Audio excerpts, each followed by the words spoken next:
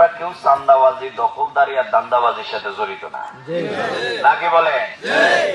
অনেক ওই পিনাকি বলে যে রাজনীতি, ইলিয়াস বলে যে রাজনীতি যদি অনেকের বন্ধ হয়ে যায় তাহলে চান্দাবাজি বন্ধ হইলে, দুর্নীতি বন্ধ হইলে অনেকে রাজনীতিটাও ছেড়ে দেবে, বলবে এই ব্যবসা এখন আর ভালো না, নাকি বলে? কিন্তু এই ব্যবসা খুবই চমৎকার যদি এইটা করা যায়। এই জন্য কোন দুর্নীতিবাজকে আপনারা ভোট দেবেন না। কিন্তু কারো কারো বেশি টেনশন শুরু হয়ে গেল কেন? যদি কেউ কাজ করে তাহলে টেনশন কেন? আমি প্রার্থী তো নতুন, আমার সাথে যারা আছে তারা অনেকে 1-2 বার নির্বাচিত হয়েছে, তো 2 বার যদি কাজ করে থাকে তাহলে টেনশন তো অত হওয়ার কথা, টেনশন হবে আমারে না।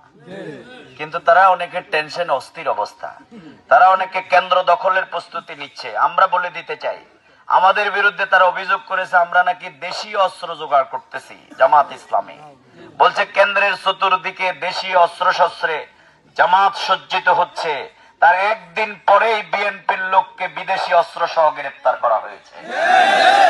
আপনারা দেখছেন না, ক্যান্টনমেন্টের মতো এরকম সব অত্যাধুনিক অস্ত্র তাদের কাছে পাওয়া গেছে। আমরা গতকালকে সংবাদ সম্মেলন করে বলেছি অসংখ্য অস্ত্র লক্ষ্মীপুরে ঢুকতেছে, এটাকে বন্ধ করতে হবে, নাকি বলেন? আমরা গতকালকেও বলেছি, আপনারা আমাদের বিরুদ্ধে অভিযোগ করেছেন আমাদের মা বোনেরা নাকি 50,000 বোরকা আমরা বানাইতেছি। আমাদের মা বোনেরা বলছে আমাদের আসলে শত শত বোরকা, হাজার হাজার বোরকা আছে। কি ঠিক আছে না? ওই এক একজনের 4-5টা গুড়ি আছে, আর বানাইবে কি জন্য? এখন যারা বানাইতেছেন তারা জাল ভোটের জন্য বানাইতেছেন কিনা এটা আমরা জানতে চাই। আমাদের মায়ের জাতিকে কেউ অপমান করবেন না।